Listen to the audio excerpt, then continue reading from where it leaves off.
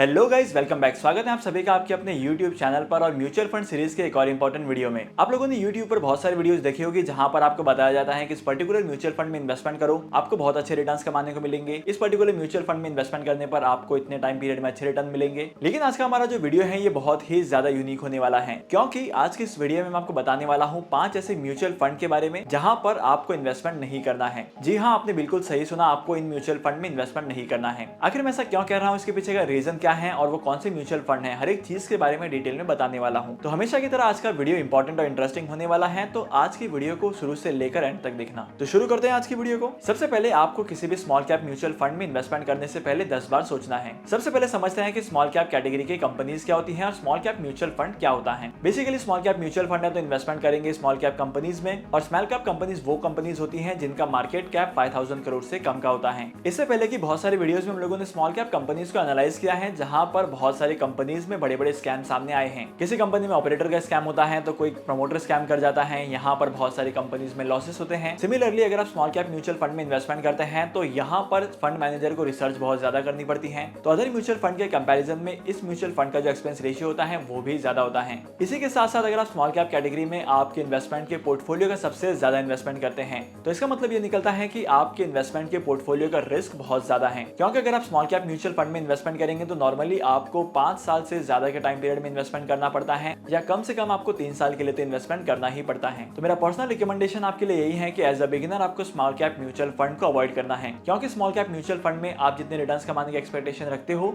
उससे कम के रिटर्न्स ही आपको बहुत बार मिलते हैं। सेकंड कैटेगरी के म्यूचुअल फंड जहां पर आपको इन्वेस्टमेंट नहीं करना चाहिए वो है multi cap mutual fund. Multi cap mutual fund को फ्लेक्सी कैप म्यूचुअल फंड के नाम से भी जाना जाता है। बेसिकली ये वो म्यूचुअल फंड की स्कीम होती है जहां पर अलग अलग कैटेगरीज की कंपनीज में इन्वेस्टमेंट किया जाता है।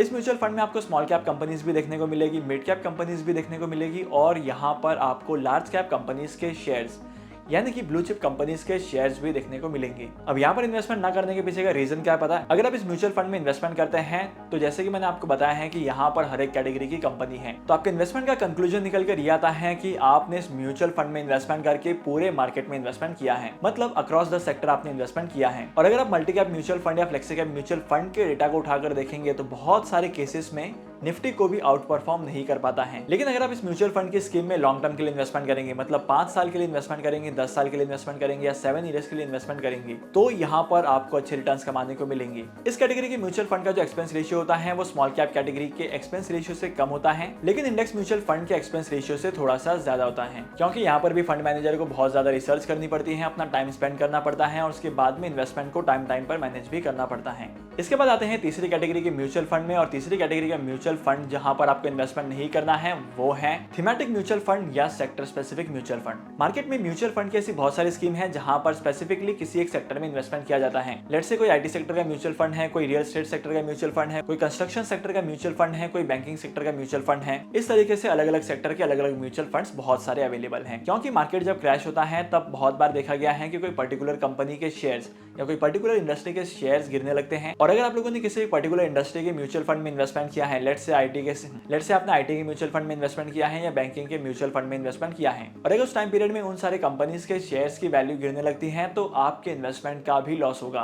और ऐसा बहुत सारे केसेस में देखा गया है कि मार्केट की नेगेटिव कंडीशंस के हिसाब से तो इन म्यूचुअल फंड के यूनिट की प्राइसेस बहुत ही ज्यादा वोलेटाइल हो जाती हैं। फोर्थ म्यूचुअल फंड की स्कीम जहां पर आपको इन्वेस्टमेंट नहीं करना है वो है म्यूचुअल फंड्स ऑफ फंड। जैसे कि नाम से पता चल रहा है कि फंड ऑफ फंड्स, मतलब अगर आप इन म्यूचुअल फंड की स्कीम्स में इन्वेस्टमेंट करते हैं तो ये म्यूचुअल फंड्स अलग अलग म्यूचुअल फंड्स में इन्वेस्टमेंट करते हैं। लेट्स से आपने XYZ म्यूचुअल फंड में इन्वेस्टमेंट किया है जो फंड्स ऑफ फंड्स की स्कीम ऑफर करता है, तो आपने जितने भी अमाउंट का इन्वेस्टमेंट किया है इस म्यूचुअल फंड में, उस म्यूचुअल फंड का अमाउंट अलग अलग म्यूचुअल फंड्स में किया जाएगा, ना कि अलग अलग कंपनीज के शेयर्स में, जैसा कि नॉर्मली म्यूचुअल फंड की स्कीम में होता है। और अलग अलग म्यूचुअल फंड में इन्वेस्टमेंट करने का फायदा क्या होगा? बेसिकली हर एक म्यूचुअल फंड का एक्सपेंस रेशियो होता है और हर एक म्यूचुअल फंड के स्पेसिफिक रिटर्न्स होते हैं। और अगर आप लोग इन म्यूचुअल फंड की स्कीम के पास रिटर्न को देखेंगे तो यहाँ पर अगर आपने इंडेक्स म्यूचुअल फंड में इन्वेस्टमेंट किया है या किसी स्पेसिफिक म्यूचुअल फंड में इन्वेस्टमेंट किया है तो भी आपको अच्छे रिटर्न कमाने को मिलेंगे as compare to these mutual funds. तो पर्सनली मैं भी फंड्स ऑफ फंड्स की स्कीम को अवॉइड करता हूं, तो आपको भी अवॉइड करनी चाहिए। Last but not the list, आज की 5वीं और आखिरी स्कीम जहां पर आपका इन्वेस्टमेंट नहीं करना है वो है इंडेक्स म्यूचुअल फंड की। लेकिन अब यहाँ पर मुझसे आप कहोगे कि मैंने बहुत सारी वीडियोस में आपको कहा है कि एज अ बिगिनर आपको इंडेक्स म्यूचुअल फंड में इन्वेस्टमेंट करना है। देखो, अगर आप अपनी इन्वेस्टमेंट की जर्नी की शुरुआत कर रहे हो तो सबसे बेस्ट ऑप्शन आपके लिए है इंडेक्स म्यूचुअल फंड। लेकिन आप बहुत साल से म्यूचुअल फंड में इन्वेस्टमेंट करते हो, आपको अच्छा खासा नॉलेज है, तो आपको मैं पर्सनली रिकमेंड करूंगा कि इंडेक्स म्यूचुअल फंड में इन्वेस्टमेंट मत करना, क्योंकि मार्केट में ऐसे बहुत सारे म्यूचुअल फंड हैं जहां पर आप इन्वेस्टमेंट करते हैं तो इंडेक्स म्यूचुअल फंड के रिटर्न्स को बीट कर सकते हैं, और इसी के साथ साथ एक्सपेंस रेशियो भी बहुत सारे म्यूचुअल फंड का इसके कंपैरिजन में थोड़ा सा कम होता है। तो अगर आपको जानना है कि कौन कौन से म्यूचुअल फंड में आप इन्वेस्टमेंट कर सकते हैं तो इसके ऊपर मैंने एक डेडिकेटेड वीडियो बनाई है जिसकी लिंक आपको डिस्क्रिप्शन में मिल जाएगी, तो इस वीडियो को जरूर चेकआउट करना, वहां पर आपको बहुत सारी चीजें सीखने को मिलेगी। इसी के साथ साथ म्यूचुअल फंड सीरीज की आज की इस वीडियो को यहीं पर खत्म करते हैं। मैं आपको मिलूंगा अगली वीडियो में नए टॉपिक के साथ, इंटरेस्टिंग टॉपिक के साथ। और अगर आपको आज की इस वीडियो का कंटेंट वैल्यूएबल लगा है तो आज की वीडियो को लाइक करना।